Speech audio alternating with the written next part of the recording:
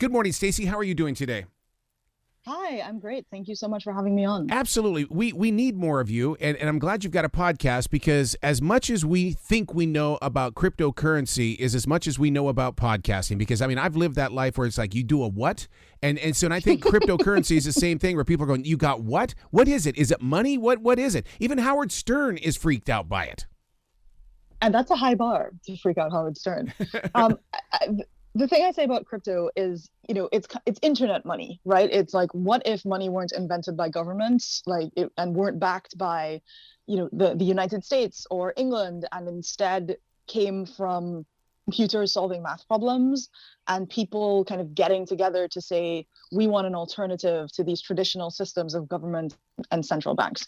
And the whole idea of crypto, this whole thing that's in the news all the time right now, is less than 2 decades old. It really started up in 2008, 2009, coming out of the financial crisis, where people felt that they had been betrayed by the banks, and they had been betrayed by the government bailing out the banks. And they were like, we want an alternative.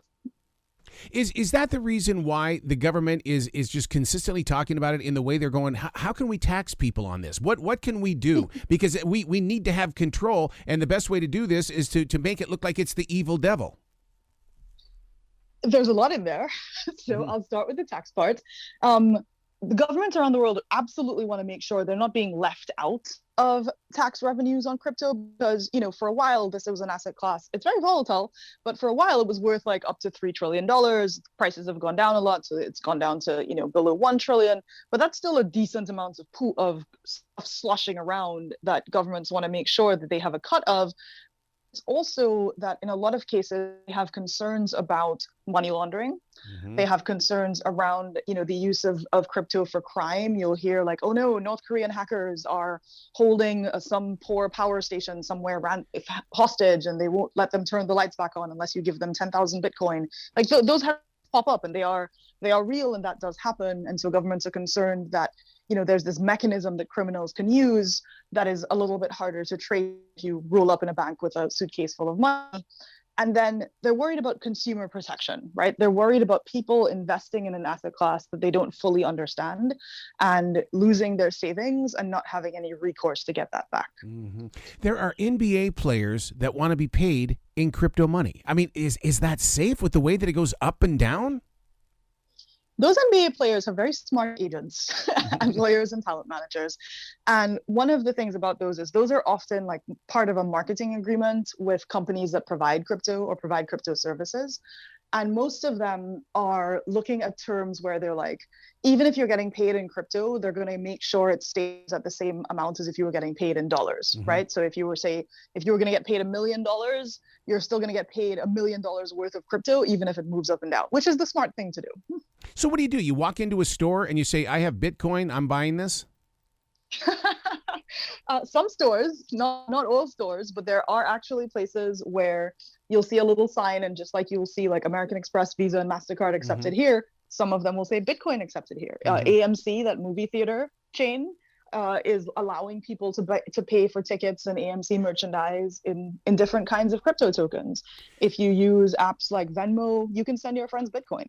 This is every reason why people need to check in with your podcast, Bloomberg Crypto, because it really is going to help educate the normal everyday consumer. Because even when you walk into a grocery store today, those change machines, it says you can send us your change and we're going to give you Bitcoins. Right. Yeah. There are ATMs that will allow you to do that. Yeah. It's happening. It's all around us. And that's got to be the reason why the UK would like to make it, to become the hub part of the world when it comes to crypto.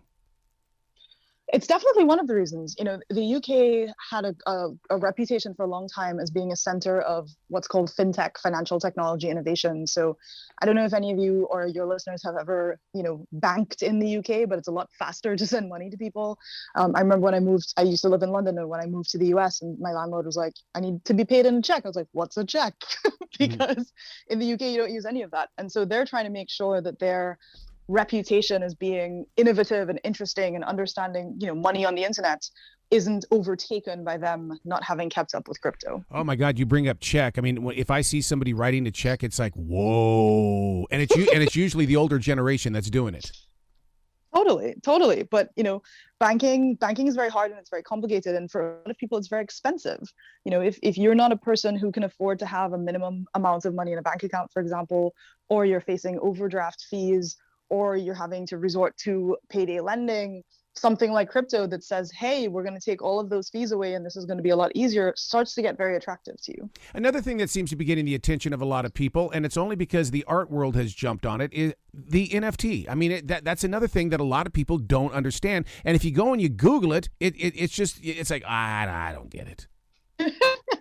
Yeah, non-fungible tokens or NFTs are if you think about them a little bit, it's really weird, but if you think about them a lot, they get even weirder. So if you think about them a little bit, it's like, why would people pay money for digital prints or digital pictures of like monkeys or space aliens or any of these other things? It's like, okay, well, that's art, that's fine, but why pay $75 million for it? But what NFTs actually are a contract, right? They're a piece of software that says you, the person on the other end of this, has certain kinds of rights. And for some people, those rights are you have the right to own this picture of a monkey. For some people, it's you have the right to listen to this piece of music. And whenever you play this piece of music, that musician is going to get royalties. Or this is a way for people to say, I want to write a book and I want to give people the ability to crowdfund my book. Mm-hmm. And I'm going to write a smart contract or an NFT that says if you crowdfund a certain level, you automatically become an associate producer. So there's actually a lot of very interesting code in these, but that's where it gets a little bit more complex. Well, it also gets really dangerous, doesn't it? And the question is that I realize the U.S. government is trying to do whatever they can to protect the consumer, but there's got to be people somewhere that really are protecting it. I think that there are fewer people really protecting it than you might think. This is an industry that's had a lot of hacks. It's had a lot of fraud. And, sometimes fraud can be well-meaning, like people thought that they were doing something and then they were doing something else. And that's a real concern. If in the aftermath of the financial crisis, one of the things that the government did was say, hey, if you have up to $250,000 in a bank account and that bank goes under for any reason, we're going to make you whole. There's no like bailout insurance for crypto right now. Oh boy. Yeah, but there is a positive here, though, is that crypto is helping the people of Ukraine. Yes, the Ukrainian government did some very interesting things when Russia invaded. And just as a bit of background, crypto was not popular in Ukraine. Like before the war, they weren't kind of going around and like having tea with people who were mining crypto. But when the war broke out, they realized that this was a potentially important source of revenue for them. And there are a lot of very important people in the crypto industry who are from Ukraine or have ties to Ukraine or have friends and family in Ukraine. And they raised hundreds of millions of dollars in donations of Bitcoin, Ethereum, and other tokens in the space of just a couple of weeks. I have a very good friend who's over there in Ukraine, and his mission as a journalist is to make sure that the money is being funneled to the right places. And my God, we've talked about the crypto over there, and that it's a very tough thing to follow as well. It can be pretty challenging. I mean, it's challenging even when you're not in a war zone. And certainly that's always a question for people who are trying to do what's called like crypto philanthropy. How can you make sure that if you send money to this string of numbers on the internet that's like a really long version of a bank account, it actually ends up in the hands of people who need it. Mm-hmm. Venture capitalists. I mean, that's a big word there for some people, and they don't understand it because it's not in the everyday newspaper. Mm-hmm. What venture capitalists are mostly very wealthy individuals or firms that have raised a lot of money that they want to invest in projects that have a high risk of failure and a very small risk of success. But if they succeed, they're going to turn into the next Amazon or Apple or Microsoft. And so that's their bet, right? And so venture capitalists are like, okay, we're going to invest in 10 things. 9 out of 10 of them won't make us any money. One of them will be the next Facebook. And so they've been very excited about crypto because they like that bet, right? They know that 9 out of 10 of these things aren't going to work, but one of them is going to be the next Apple.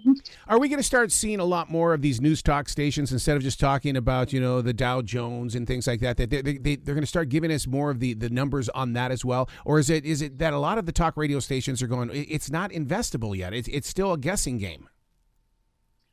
There is a real challenge to investability.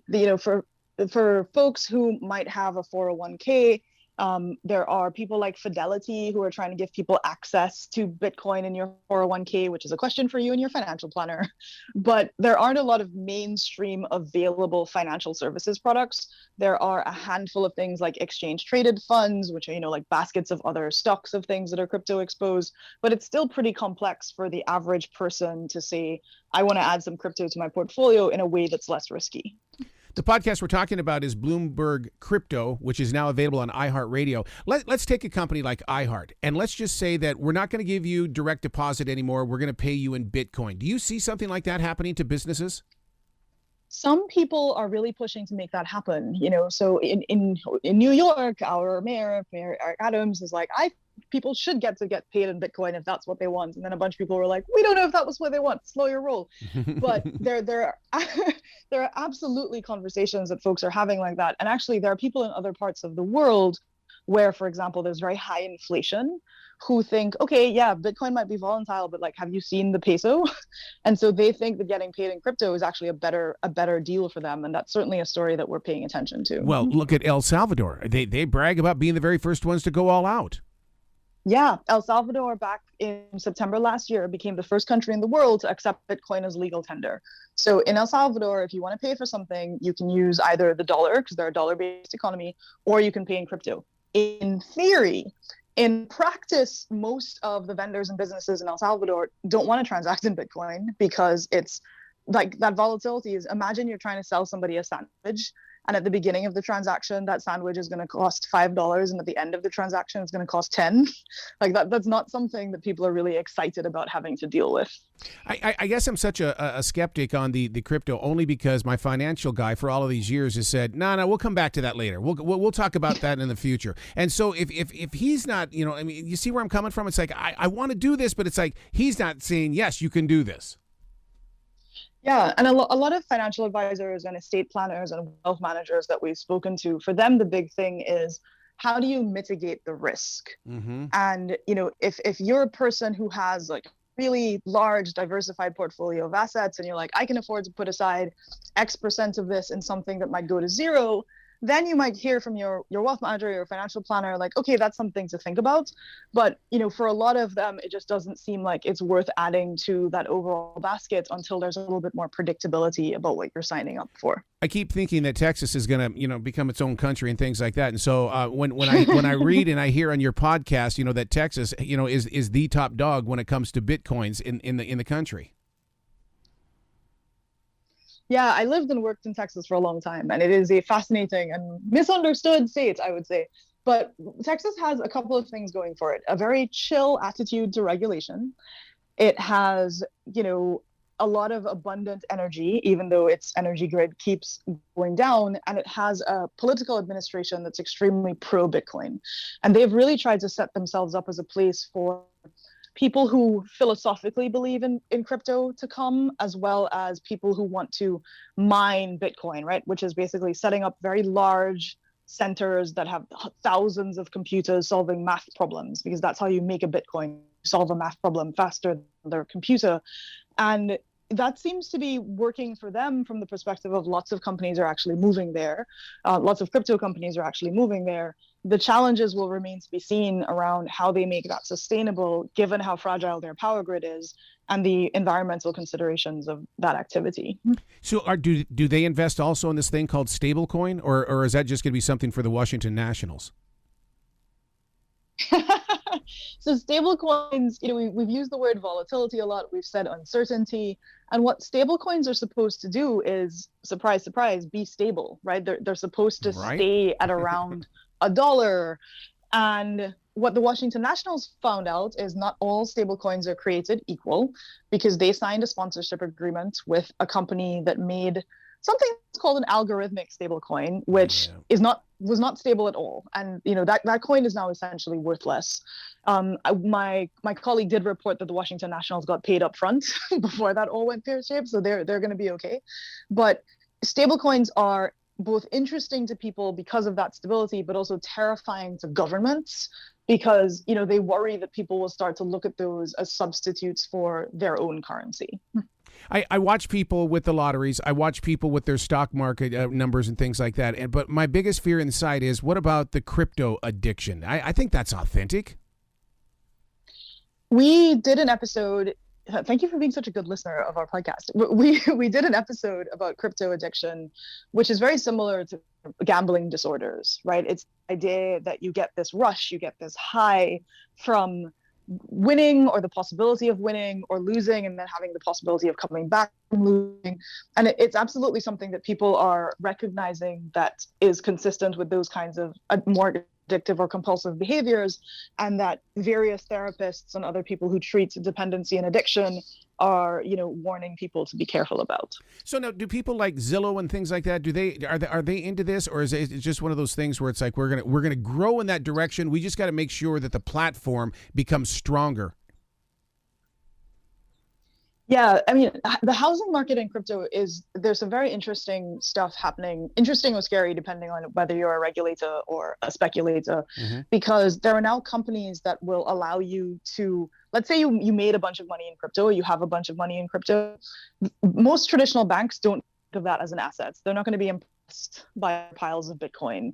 And so if you want to buy a house or, like remodel your kitchen, you can't say, hey, I have all of this Bitcoin. Can we use this as collateral? They're just going to look at you like, no. Yep.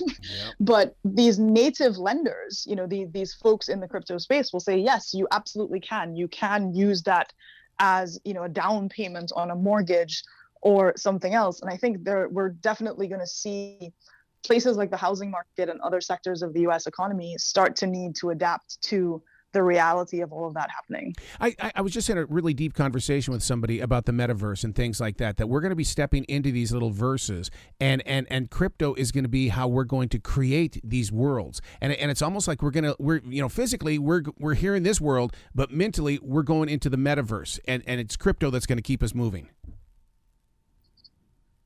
Maybe. The thing about the metaverse is it's existed long before crypto did, right? Oh. So I play a lot of video games.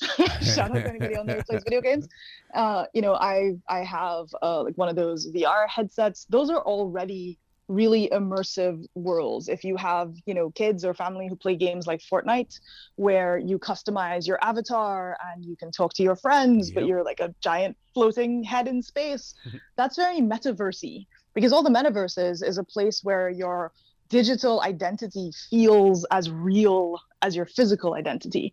And those worlds exist without crypto. What people are also thinking about is like making metaverse spaces that have elements of crypto in them, like those non-fungible tokens. So imagine you have a really cool sword in Fortnite that you could bring that sword into another game that you also play. That would be something enabled by an NFT. Man, I love your podcast. I love that you're doing this because you are so full of information and you give us the opportunity to explore new ideas and to build new layers of trust. My absolute pleasure. Thank you for listening. Well, please come back anytime, Stacy. The door is always going to be open for you. Well, I'm looking forward to that. Maybe you can get on the show too. There you go. You be brilliant, okay? All right. Thank you. Y'all take care.